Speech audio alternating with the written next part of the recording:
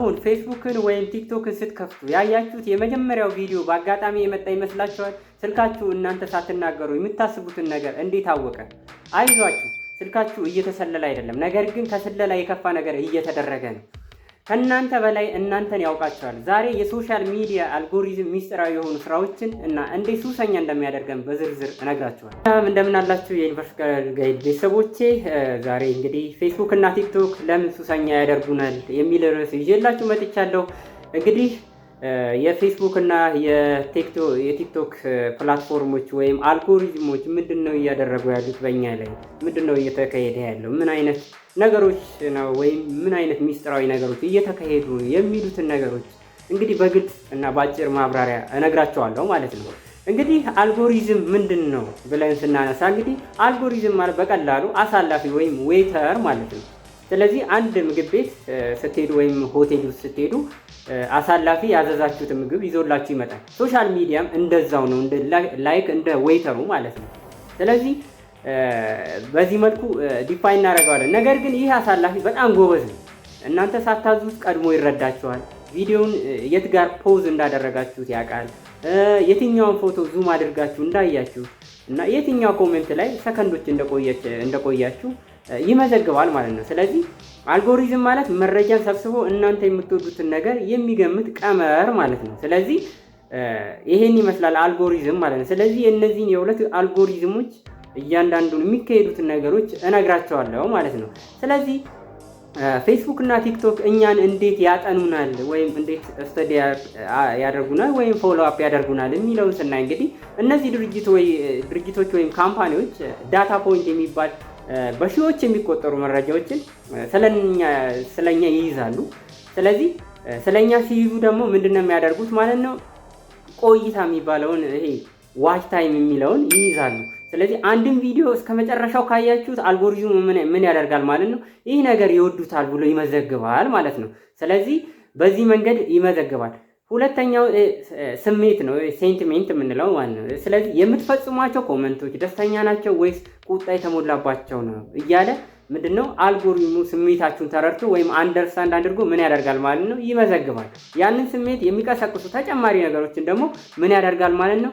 ለኛ ያቀርባል፣ ለተጠቃሚው ለሶሳይቲው ያደርሳል ማለት ነው። ስለዚህ በዚህ መልኩ ስሜታችን አንደርስታንድ ያደርግናል ማለት ነው። ስለዚህ ምን እንደምንፈልግ ምን እንደሚያስፈልገን እና ምን አይነት ኢንቴንሽን እንዳለን ይረዳል ማለት። ስለዚህ እኛም በደንብ አድርጎ ከኛ በላይ ያውቀናል ማለት ነው። ስለዚህ በዚህ ይረዳናል። እንግዲህ በዚህ አንድ አስገራሚ እውነት አለ፣ በጥናት ላይ የተረጋገጠ። ፌስቡክ እንግዲህ 300 የእናንተን ላይክ ካገኘ ምንድነው ከትዳር አጋራችሁ በላይ የእናንተን ባህሪ የመተንበይ አቅም አለው በደንብ አድርጎ ማለት ነው። ስለዚህ በዚህ ልክ ነው እኛ እንግዲህ የሚያውቁን ማለት ነው። ሌላኛው ደግሞ ለምን እንዴት ሱሰኛ የሚያደርጉን ስነ ልቦናዊ ዘዴዎች።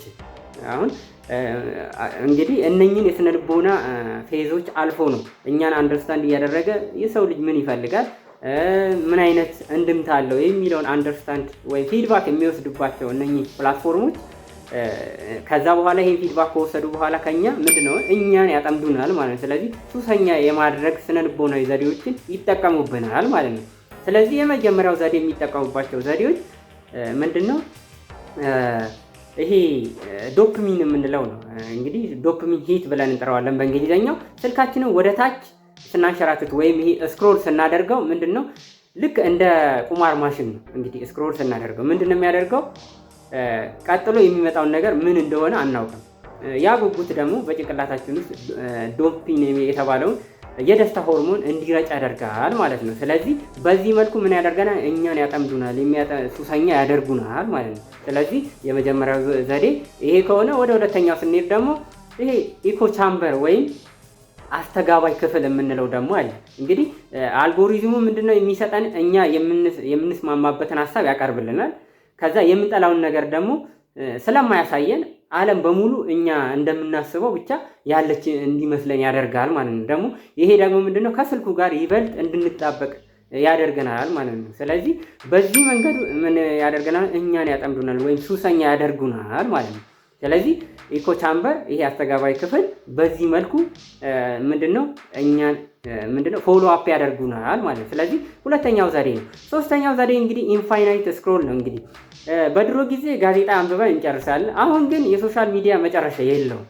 አይታችሁት ከሆነ ስክሮል እናደርጋለን፣ ግን ምንድነው ሊሚቴሽን የለውም፣ ይቀጥላል ማለት ነው። ስለዚህ የሰው ልጅ መጨረሻ ወይም ስቶፒንግ ሲግናል ካላገኘ ምንድነው ማቆም እንደሚከብደው አልጎሪዝሙ ምን ማለት ነው ያውቃሉ ማለት ነው። ይሄ አልጎሪዝም አንደርስታንድ ያደርጋል የኛን ፍላጎትና የኛን አንደርስታንዲንግ በመጀመሪያ ፖይንቶች ላይ ይሄ በቆይታችን እቺ ዋች ታይም የምንላትና እንደገና የኛን ስሜት አንደርስታንድ በሚያደርግበት ታይም ላይ ምንድነው እኛን ፎሎ አፕ እያደረገ እየተከታተለ ነው ማለት ነው። ስለዚህ ይሄ ኢንፋይናይት ስክሮል በዚህ ሶሻል ሚዲያ ላይ ስፔሻሊ ደግሞ በእነዚህ በሁለት ፕላትፎርሞች ላይ በጣም ሊሚትለስ ነው። በቃ ይቀጥላል። ስክሮል ታደርጋላችሁ ይሄዳል። ስለዚህ እኛ ሊሚት ካላደረግነው ምንድነው እኛ እያጠመደ ነው የሚሄደው፣ ሱሰኛ እያደረጉን ይሄዳሉ ማለት ነው። ስለዚህ ይሄን አንደርስታንድ ስለሚያደርግ በዚህ መንገድ ምንድነው እኛን ወደ ስነ ልቦናዊ ሱሶች ውስጥ እንድንገባ ያደርጉናል። የዛ የፕላትፎርሞቹ ሰለባ እንሆናለን ማለት ነው። ስለዚህ እንግዲህ መፍትሄው ምንድነው ብለን ካልን እንግዲህ ታዲያ ምን እናድርግ ይሄንን ለመከላከል ወይም ይሄንን ከዚህ መንገድ ወይም ከዚህ ሱስ ለመውጣት ምን እናድርግ ካልን እንግዲህ ምንድነው ሶሻል ሚዲያ መጠቀም ወንጀል አይደለም አክቹአሊ። ነገር ግን ተጠቃሚ ወይም ዩዘር መሆን እንጂ ምርት ፕሮዳክት መሆን የለብንም። ስለዚህ እኛ እንግዲህ እንደ አስፈላጊነቱ ገባ ወጣ እያልን አስፈላጊ በሆኑ ነገሮች ብቻ እየገባን እየወጣን ማየትና መከታተል ነው እንጂ ያለብን 24 ሰዓት ሙሉ ምንድነው መከታተልና ፎሎ አፕ ማድረግ አይጠበቅብንም ማለት ነው። ስለዚህ መንቃት አለብን ማለት ስለዚህ ንቁ መሆን አለብን። ስለዚህ አንድ ቪዲዮ ላይ ስትቆዩ ይሄን የፈለኩት እኔ ነኝ ወይስ አልጎሪዝሙ ያመጣብኝ ብላችሁ ራሳችሁ መጠየቅ አለባችሁ። ስለዚህ ይሄንን ንቁ ሆናችሁ ተከታተላችሁ ምንድነው ለራሳችሁ መልስ ልትሰጡት ይገባል ማለት ነው። ስለዚህ ንቁ መሆን አንዱ ነው መፍትሄው። ሁለተኛው መፍትሄ ደግሞ ሰዓት መወሰን ነው። እንግዲህ የስልካችንን እንግዲህ ስክሪን ታይም መቆጣጠር ነው ያለብን።